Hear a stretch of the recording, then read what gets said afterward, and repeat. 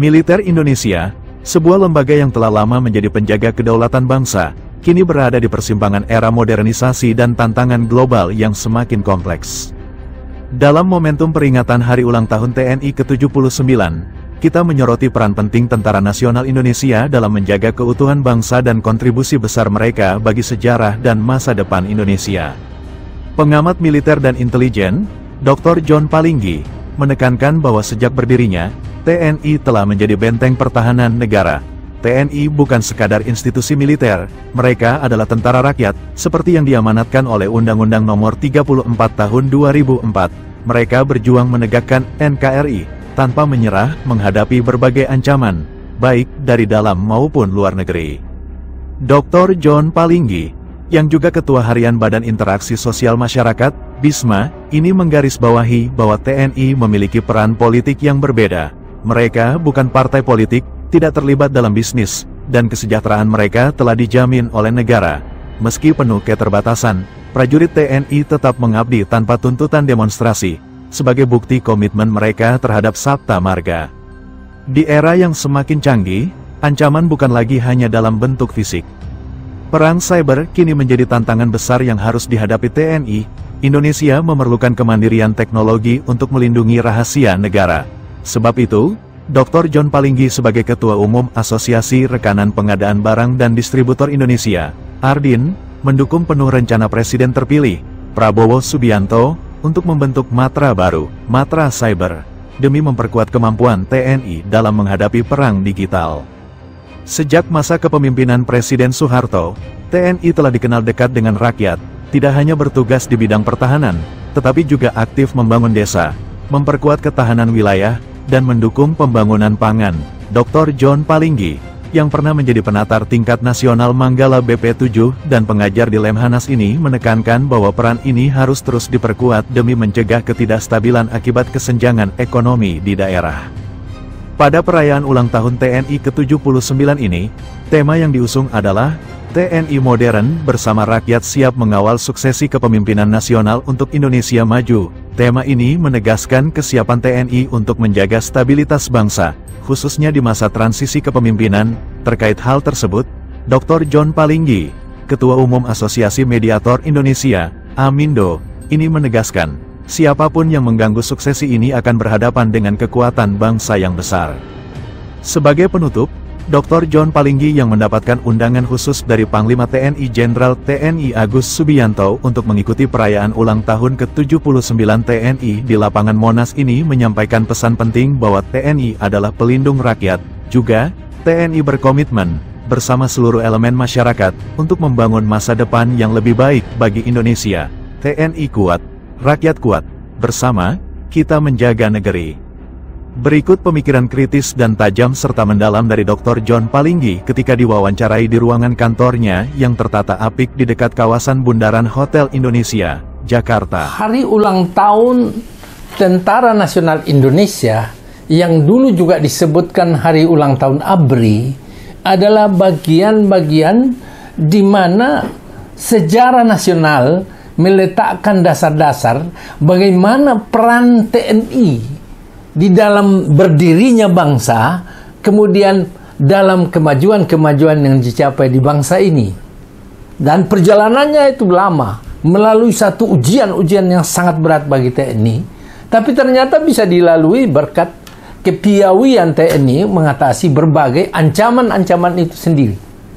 Nah, untuk saat ini, TNI itu memiliki satu judul bahwa TNI modern bersama rakyat dan siap mengawal suksesi kepemimpinan nasional untuk Indonesia maju. Jadi bersama rakyat, selalu TNI dari dulu bersama rakyat. Sebab TNI itu sebetulnya kan TNI itu adalah, ya kalau kita lihat itu tentara rakyat. Dalam Undang-Undang 34 tahun 2004 itu Pasal 2 itu dia bilang TNI itu tentara rakyat. Artinya apa? Berasal dari warga negara Indonesia. Jadi bukan warga negara asing. Nah, kemudian TNI itu juga tentara pejuang. Berjuang menegakkan NKRI, tidak mengenal menyerah. Ya, dalam melaksanakan dan menyelesaikan tugasnya, dia tidak menyerah. Jadi kalau ada personil TNI menyerah, dia telah melanggar Sumpah Prajurit, Sabta Marga, dan lain-lain sebagainya. 8 janji perwira. Nah, tentara nasional juga itu bertugas demi kepentingan negara di atas kepentingan daerah, suku, agama, ras, ya, dan golongan agama. Jadi TNI itu tidak kalau apakah dengan kompromi karena satu agama, enggak. Satu suku, enggak. Satu golongan, enggak. Jadi dia selalu mengedepankan tugasnya untuk kepentingan bangsa dan negara. Jadi politik TNI itu bukan politik seperti legislatif, tetapi politiknya adalah politik negara. Ya, mengamankan negara. Nah, yang tentara TNI itu profesional. Jadi mereka profesional. Ya, profesional artinya terdidik, terlatih, ya, diperlengkapi secara baik, kemudian tidak berpolitik, praktis, dan tidak berbisnis, dan dijamin kesejahteraannya. Ingat, di dalam undang-undang itu pasal 2 dinyatakan dijamin kesejahteraannya. Dan kalau dikaitkan dengan pasal yang lain, prajurit itu pasal, kalau saya tidak salah pasal 49, itu dikatakan prajurit itu berhak, ya, memperoleh penghasilan yang layak dan dibiayai seluruhnya dari anggaran pertahanan melalui anggaran pendapatan belanja negara. Nah, ini hingga sekarang dengan umur saya ini, saya belum pernah lihat itu TNI itu demo untuk memprotes gaji atau apa. Dia terima saja itu. Nah, berbeda dengan sekarang selalu ribut itu apa orang masalah gaji dan lain sebagainya.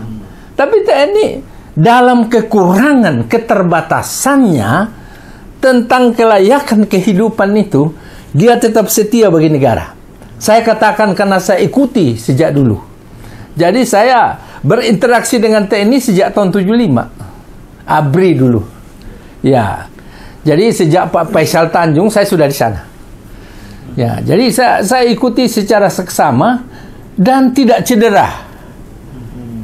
Ya, bahwa ada personil-personil yang cedera dalam gerakan 30 September itu adalah sama dengan keranjang ada telur yang busuk itu beberapa, biasa itu. Dikeluarin aja, dibuang, jangan pukul rata. Kebiasaan di negara ini, asal ada sedikit kesalahan dari personil TNI, dari prajurit TNI, itu seperti itu, TNI itu sudah busuk semuanya. Ini adalah pikiran-pikiran yang sesat, pikiran-pikiran yang negatif, pikiran yang tidak pernah menghargai, artinya eksistensi dan prestasi serta pengorbanan TNI. Tidak benar. Saya menantang orang-orang seperti itu. Kalau ada merendahkan TNI hanya karena perbuatan. Nah, kalau ada hal di dalam TNI ini yang memang personilnya melakukan kesalahan, langsung ditangkap oleh polisi militer. Dituntut hukum oleh auditor militer, jaksa. Diadili oleh hakim militer. Sampai hakim agung militer ada. Jadi beda. Jangan disalahkan semua. Ini TNI. Salah-salah sedikit, ada pihak-pihak tertentu yang mengaku organisasi apalah selalu, seperti nyalakan TNI. Orang-orang itu supaya ambil kaca lebar, dilihat mukanya, sudah buat apa bagi negara ini. Jangan banyak ngomong seperti itu. Sekali lagi saya katakan, jangan rendahkan TNI hanya karena perbuatan satu personil atau dua personil. Proses dalam menegakkan hukum di TNI itu sudah berjalan normal. Nanti ada yang bersalah ditahan di rumah tahanan militer. Ya, berbeda. Jadi ini supaya masyarakat juga tahu, kalau militer itu sudah pensiun, maka dia kembali seperti masyarakat sipil, sekalipun perwira tinggi. Sudah kembali, maka dia kalau salah, ya dia adukan di polisi. Nah, setelah itu proses hukum seperti masyarakat biasa. Jadi jangan misalnya orang pensiun itu terus dianggap seperti anggota TNI aktif. Tidak, salah besar. Berbeda. Jadi kalau sudah pensiun itu sekalipun perwira atau perwira tinggi, perwira menengah, perwira pertama atau bintara tentama, itu sebetulnya itu sudah kembali seperti masyarakat biasa kalau sudah pensiun. Kalau melakukan pelanggaran hukum, ya dia harus melalui proses di kepolisian. Kalau dia dituntut oleh jaksa. Ya, kalau misalnya diadili oleh pengadilan negeri, Mahkamah Agung, udah beda. Jadi masyarakat harus tahu persis membedakan personil TNI yang aktif maupun yang sudah pensiun. Jangan dicampur baur. Ini yang sering salah. Jadi jangan seseorang yang memberontak misalnya kepada presiden, kepada negara, tak tahu dianggap dia militer. Enggak, itu sudah selesai. Ya, jadi terkait dengan ulang tahun TNI ke-79 ini Pak, menurut pandangan Pak John, hal-hal apa saja yang harusnya bisa menjadi perhatian dari pemerintah atau negara Pak dalam hal ini untuk bisa, mungkin kalau kita lihat kan kondisi geopolitik global ini kan sangat membutuhkan TNI yang kuat. Bagaimana? Ya, kalau kita melihat perkembangan dunia sekarang ini, dari mulai peperangan di Timur Tengah, saling mengancam, kemudian Ukraina, Rusia, kemudian Cina dengan Taiwan, kemudian dan lain sebagainya, ada satu hal yang sangat bergolak di dunia ini, di mana peperangan dan permusuhan itu meningkat sekali. Ya, sehingga mempengaruhi rantai pasok pangan, dan itu membahayakan. Jadi apapun yang kita butuhkan sebagai bahan baku di sini terganggu akibat adanya hal seperti ini. Belum lagi misalnya Iran mengalami masalah. Selama ini kan ada minyak-minyak dari Iran seperti itu mengalami masalah ini. Jadi bukan. Yang kedua, kita sangat tergantung dari bahan baku. Dari peperangan ini rantai pasok ke logistik itu terganggu, transportasi terganggu. Ya, jadi dengan demikian, apalagi kita ini banyak bergantung pada impor pangan. Maka tinggal kita di Indonesia yang tidak bergolak ini. Bisa terjadi antara dua superpower misalnya akan menimbulkan masalah, baik secara tertutup, terbuka, ancaman-ancaman seperti itu dari negara lain ke negara kita. Maka yang dibutuhkan oleh TNI itu adalah dia harus memperkuat alat utama sistem pertahanannya. Yang kedua, sekarang itu kan ada perang cyber.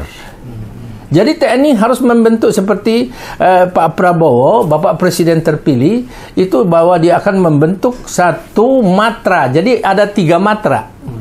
Matra darat, laut, udara. Ini akan dibentuk matra baru namanya matra cyber digital. Jadi akan dibentuk itu, dan dia pasti merekrut anak-anak yang unggul di bidang teknologi, mungkin dari luar dan lain-lain. Tapi masalahnya harus diseleksi secara baik, sehingga justru jangan membocorkan rahasia negara, karena dia tidak dididik secara apa. Jadi kesulitan kita di Indonesia adalah alat-alat cyber security itu, alat-alat digital itu, dia berasal dari berbagai negara dan setiap instansi pemerintah. Ada yang berasal dari China, ada berasal juga dari negara yang kita tidak ada hubungan diplomatik, ada berasal dari Korea, ada berasal dari Amerika. Ini yang kita tidak bisa, kemandirian rahasia negara itu tidak bisa dijamin. Setiap hari bilang kebocoran ini, kebocoran data kepenuhan. Bagaimana tidak bocor? Kita tidak ada alat pengamanan untuk itu kan? Sebab seluruh perangkat teknologi itu berasal dari negara lain. Isi perut aja dia tahu. Tidak mungkin Maka kemandirian di bidang teknologi informasi itu penting sekali. Sangat penting. Saya menaruh rasa hormat kepada Pak Prabowo untuk membentuk namanya Matra Cyber Security, matra yang berkaitan dengan sudah perang digital itu. Sehingga, tapi harus memilih negara-negara yang memang unggul di bidang itu, sehingga kita tidak seperti kelelahan selalu terus ke belakang. Karena yang dikasih ke Indonesia itu adalah teknologi yang sudah sudah terbelakang. Ibaratnya kalau mereka grade 1, kita dikasih grade 6. Jadi apa yang ada ini sudah sebetulnya tidak, dengan dibuka saja dia udah tahu data kita.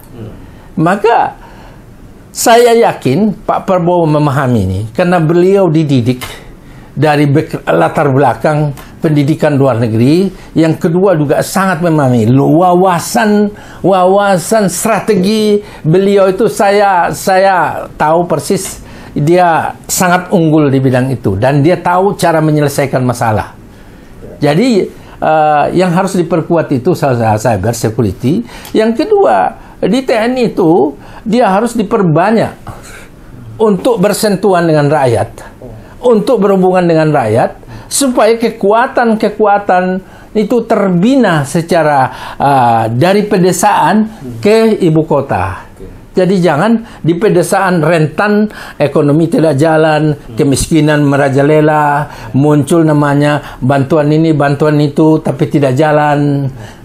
Masalah pangan itu mengalami kesulitan. Maka TNI harus berangkat ke sana untuk ikut menstimulasi pembangunan pangan itu sendiri, dan sambil melihat bahwa ada hal-hal yang tidak pantas, laporkan.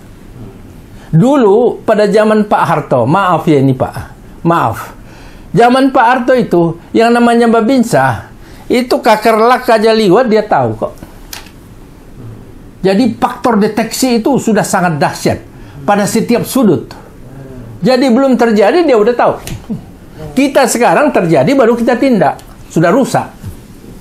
Nah itu, jadi perbedaannya dulu. Mungkin kita perlu belajar dari sistem pertahanan yang juga memperkuat pedesaan untuk menunjang. Jadi pedesaan itu menunjang ketahanan wilayah menunjang ketahanan nasional. Ya. Kata lain perlu dihidupkan Pak di fungsi ABRI itu. Kalau dulu kan ada AMD ya, ABRI masuk desa. Mungkin kalau Indonesia kan masih banyak daerah-daerah terpencil, terluar, terdalam yang memang membutuhkan supaya semakin dekat gitu. Kalau ini mungkin kita sudah istilah itu mungkin sudah berubah. Jadi ya tidak ada lagi istilah dui fungsi ABRI, yang adalah rakyat itu yang judul sekarang TNI yang modern. Modern itu bersama rakyat. Jadi tidak perlu dui fungsi dua fungsi. Itu dilarang undang-undang. Undang-undang itu melarang itu.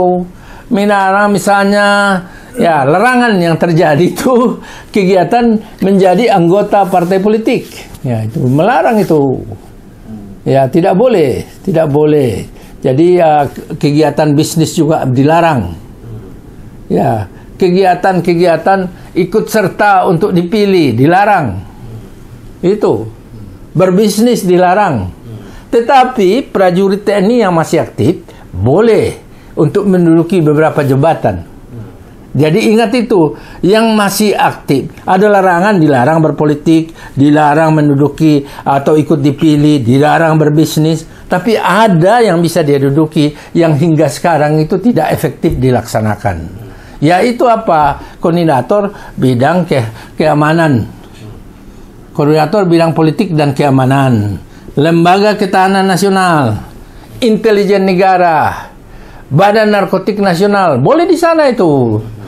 Sandi Negara bisa, Dewan Pertahanan Nasional bisa. Nah, pertanyaannya mengapa itu tidak diduduki? Itulah politik yang mesti diluruskan. Jangan Undang-Undang 34 2004, jangan Undang-Undang 34 tahun 2004 itu ada, tetapi sebagian di dalam tidak dilaksanakan dan seolah-olah TNI dilarang. Ini saya mengapel DPR yang terpilih supaya coba disempurnakan, supaya disesuaikan, sehingga tidak berbenturan dengan instansi lain. Ya, ada di situ tugasnya, tapi tidak boleh dilaksanakan.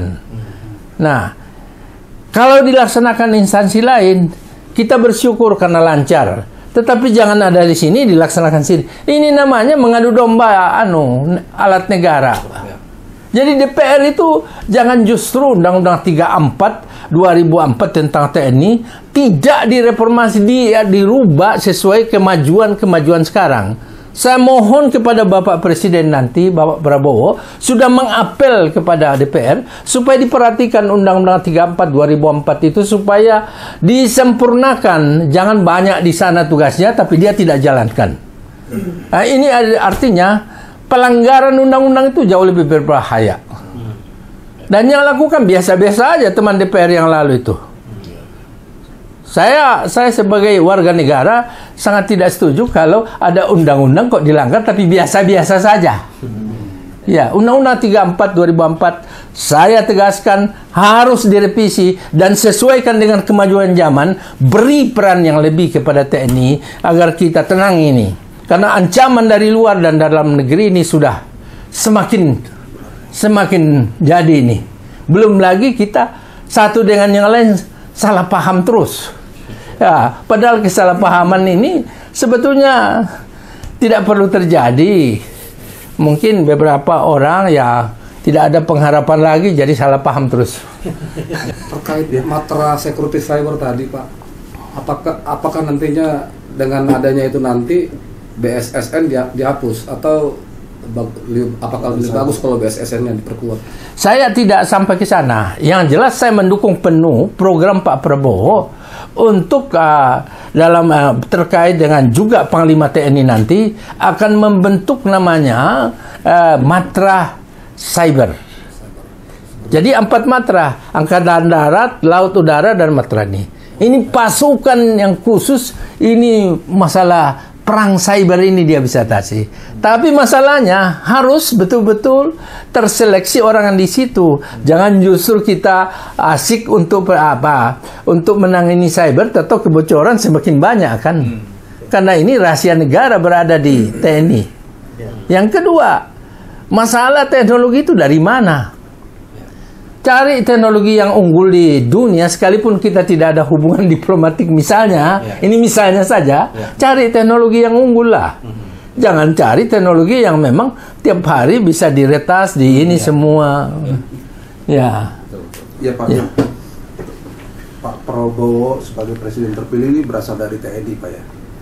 Kira-kira bagaimana Pak ke depannya TNI, masa depan TNI di tangan pemerintahan Prabowo yang berasal dari TNI? Apakah nanti anggaran alutsista akan makin besar dengan perbaikan di sana sendiri, Pak? Ya, kalau dikatakan Pak Prabowo berasal dari TNI, benar. Beliau tentara profesional. Ya, profesional terlatih dalam dan luar negeri. Pasukan elit.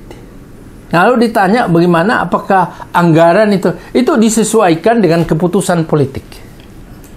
Jadi anggaran-anggaran yang berkaitan dengan TNI atau instansi lain itu dibicarakan pada tingkat DPR bersama Presiden, sehingga tergantung ancamannya.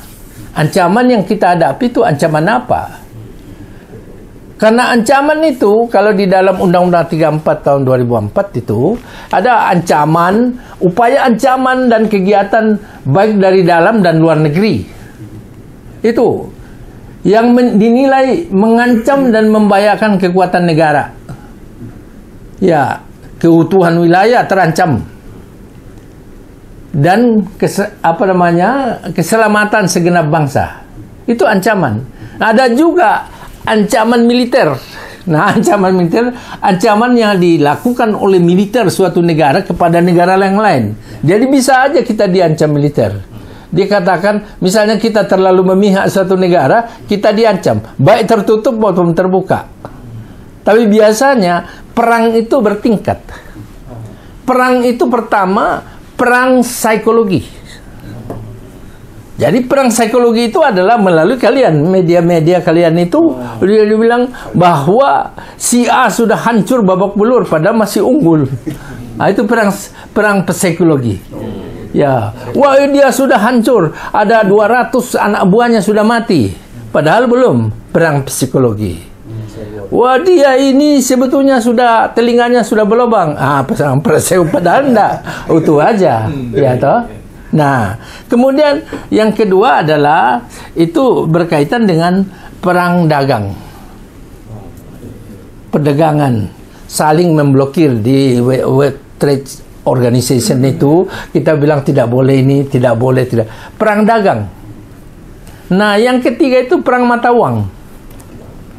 Mata uang itu berbahaya karena sekali dolar kita naik, utang kita yang 8.000 triliun itu sekali naik 500 saja enggak tahu sudah berapa 400 triliun naiknya itu. Ya, seperti itu. Ya, yang kedua, jadi perang psikologi, perang dagang, perang apa, kemudian ini perang cyber. Jadi perang cyber sekarang munculnya sekarang itu. Nah, kemudian perang militer biasa, jadi alutsista biasa. Perang darat. Dan yang paling terakhir itu adalah perang nuklir. Namanya perang senjata biologi. Jadi perang senjata biologi ini kalau sudah sampai tahap itu, diperkirakan kalau perang senjata dulu sepertiga orang mati kalau ada itu. Tapi sekarang perkiraan ya kurang lebih 2/3 mati kalau itu perang nuklir. Karena dari udara itu. Kecuali orang-orang hidup yang kayak tikus di bawah tanah itu. Ada perlindungan. Kalau kita banyak perlindungannya, ya di sawah, di mana kita. Ya Pak, ulang tahun TNI ke-79 kan sejalan dengan ulang tahun negara kita. Sama. Kalau menurut Pak John ini melihat atau melihat perkembangan teknologi khususnya di TNI ini bagaimana? Apakah sudah bisa mengimbangi negara lain? Saya melihat perkembangan selama 5 tahun terakhir itu sangat bagus. Jadi alutsista itu semakin berkembang, kemudian baik di udara, laut, dan darat, itu sangat berkembang. Ya, kurang lebih 10 tahun terakhir inilah. Itu perkembangannya bagus sekali. Ya, kebetulan mungkin Pak Prabowo ini kan berhubungan baik dengan Menteri Pertahanan berbagai negara. Dia tahu ancaman yang memungkinkan yang akan datang nanti itu, maka disiapkanlah ini semua. Ya, karena kita negara kepulauan, maka angkatan laut dan udara mesti diperkuat. Ya, ada lihat saja F-16, ada F-15, kita punya kan.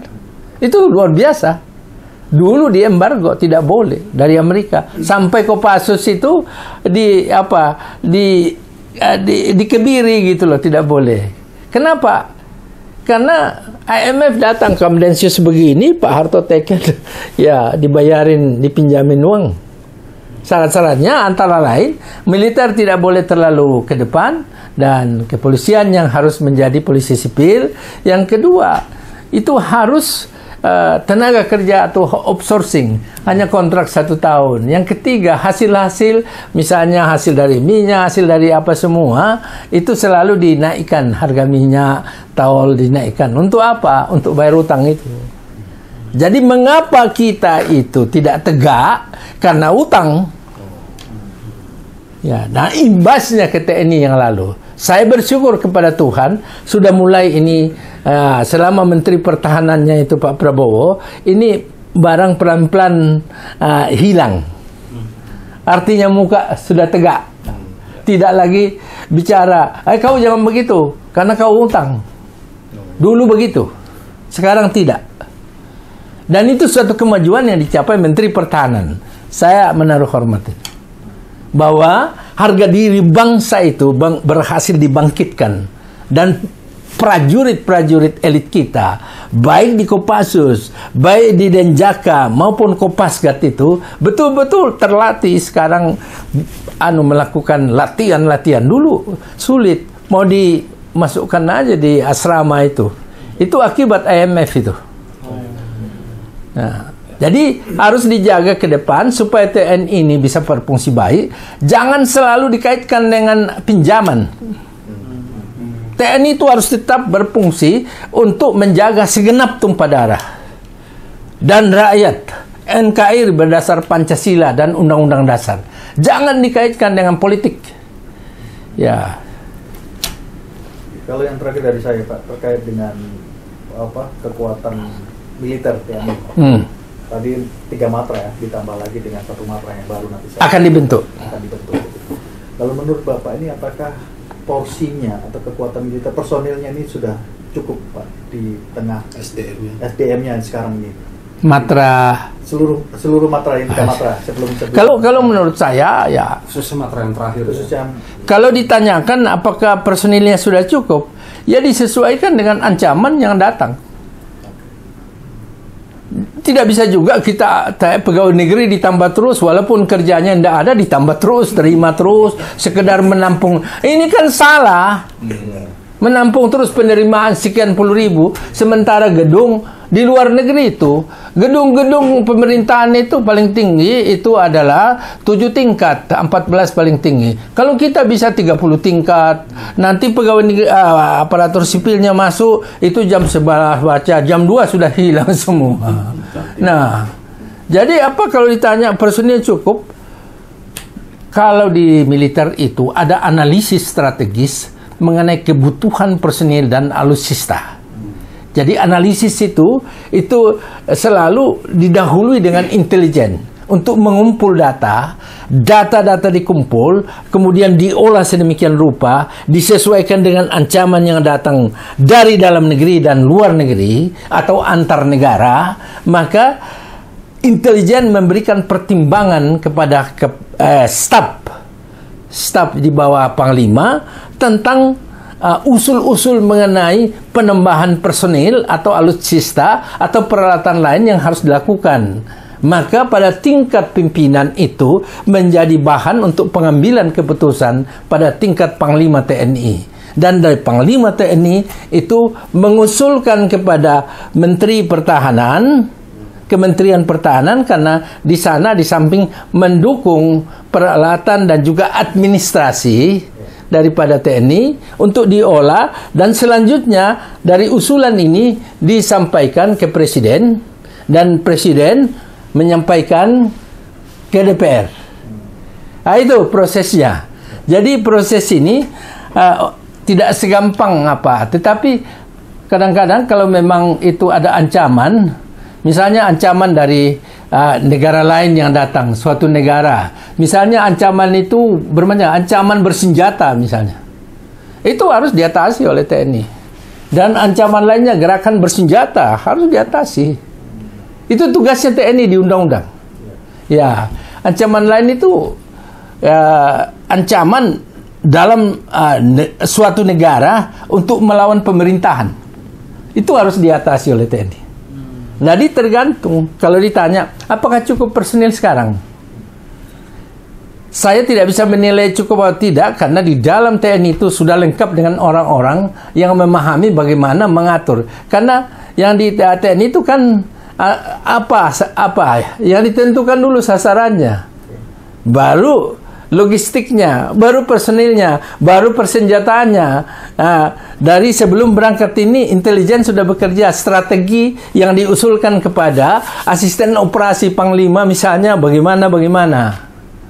Nah, kemudian koordinasi ke tingkat wilayah, Panglima di kewilayahan, Komandan Kodim, kemudian Koramil, itu otomatis itu perintah TNI itu langsung mendarat semua.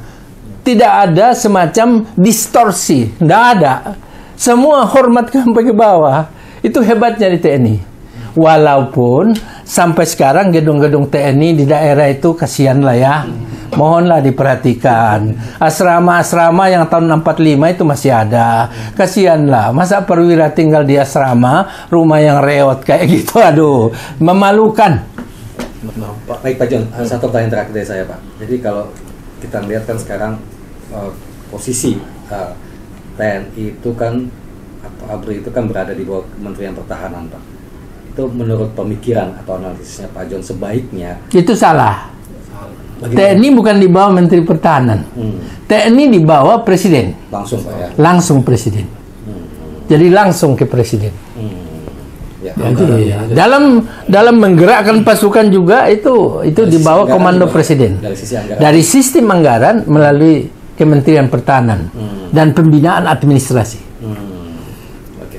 Apa sebaiknya anggaran lewat langsung Pak? Maksudnya ke TNI langsung atau bagaimana? Tidak melalui Kementerian Pertahanan? Iya, memang kalau dilihat anggaran yang dikelola melalui APBN ini untuk TNI, itu kan dibagi.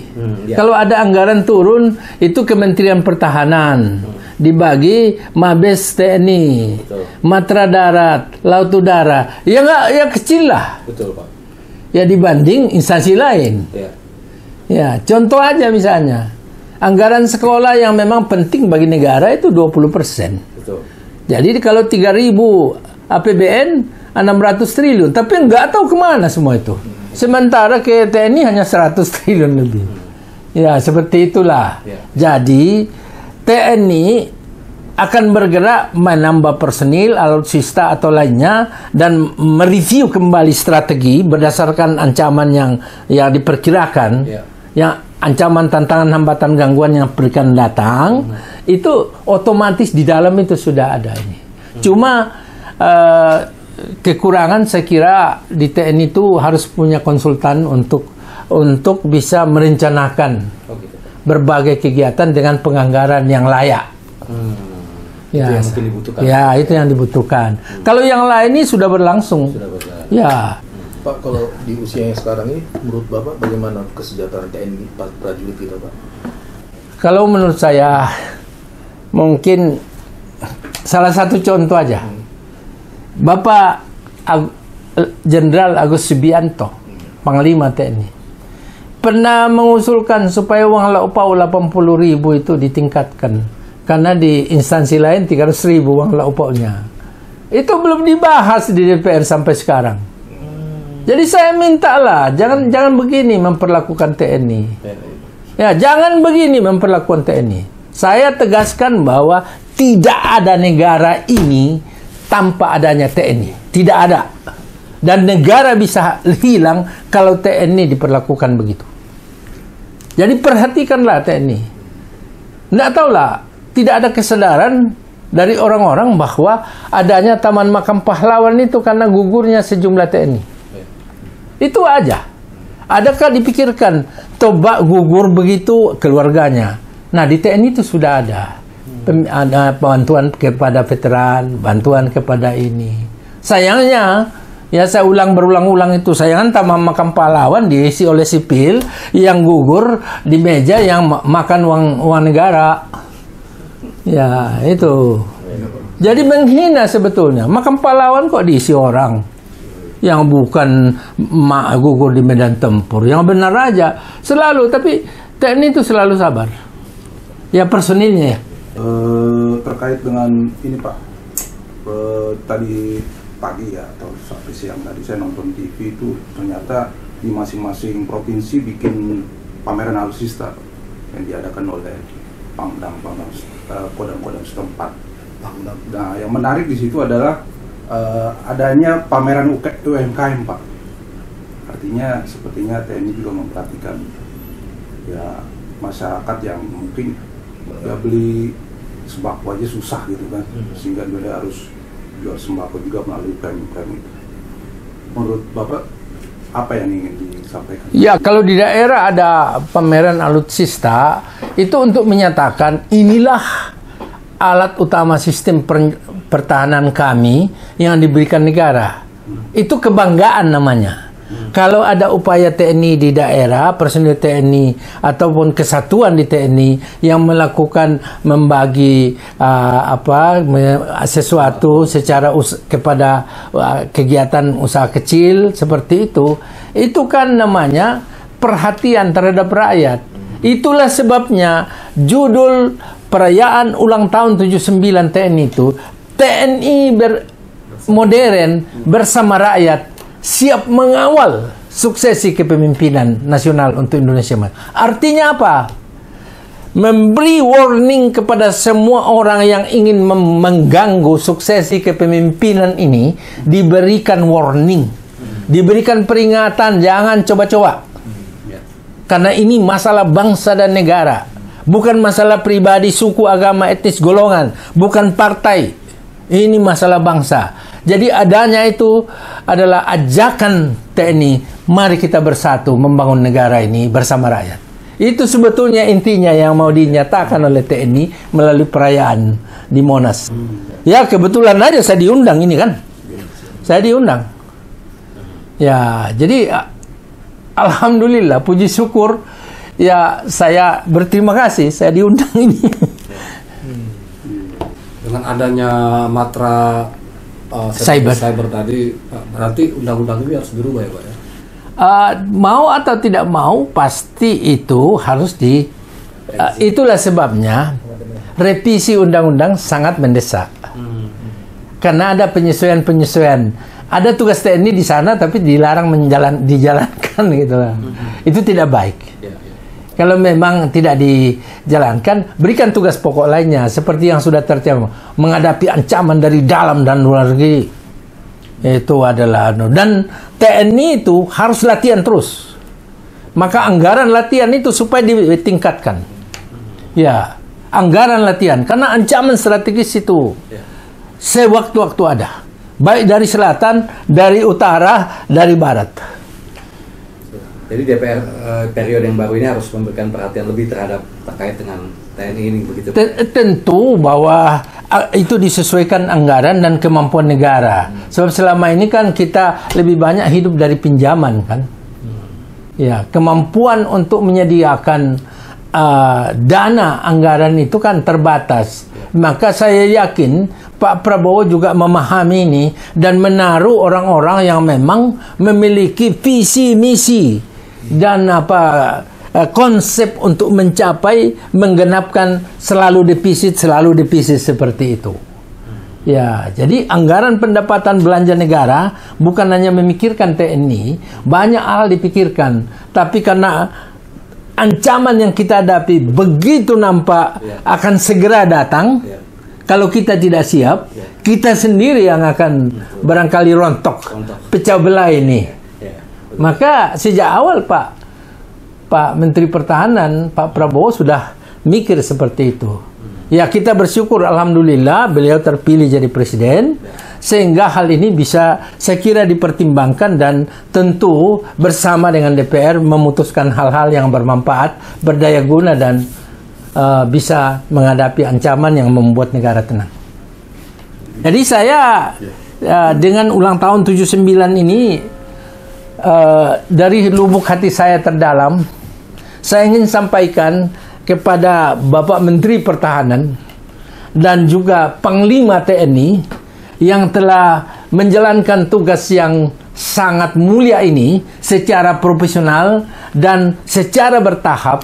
Ada perkembangan yang baik, yang luar biasa di lingkungan TNI yang kita banggakan, baik di matra darat, laut dan udara, dan juga dari segala aspek pasukan-pasukan elit kita itu sudah sangat bersemangat.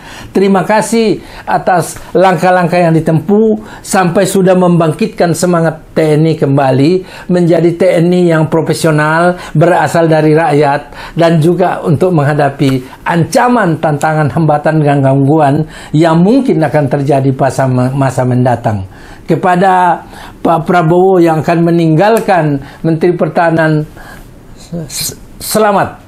Dan kepada Panglima TNI sebagai rakyat, saya menaruh hormat kepada Panglima TNI yang rendah hati, tidak pernah bicara-bicara sana, bicara sini, tapi programnya berjalan baik dan loyalitas personil yang berada di bawahnya berlangsung dengan baik. Itu saya lihat sendiri. Jadi terima kasih, selamat merayakan hari ulang tahun 79. Semoga TNI bersama rakyat ke depan lebih maju dan lebih berwibawa, lebih profesional, dan lebih berprestasi menjaga bangsa, negara, dan rakyat Indonesia. Salam TNI.